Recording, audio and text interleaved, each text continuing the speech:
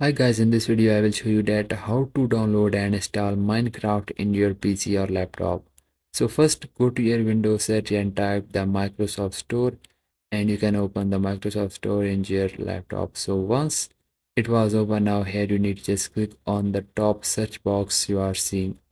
So once you click on the search box, and here you need to just type the Minecraft here, and when you type the Minecraft, just hit the enter and you will see the many games like Minecraft Java edition for PC, Minecraft launcher, and you can download and install any of these editions.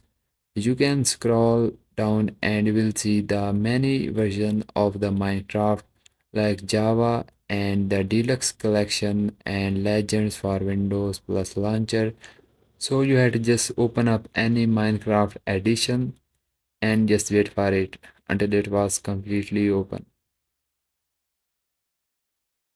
So once it was open, now here you can click on the edition and you can also select the edition you want to download. So there are different prices. Obviously there are not free. So here you can click on the buy and make a purchase for this edition and just download.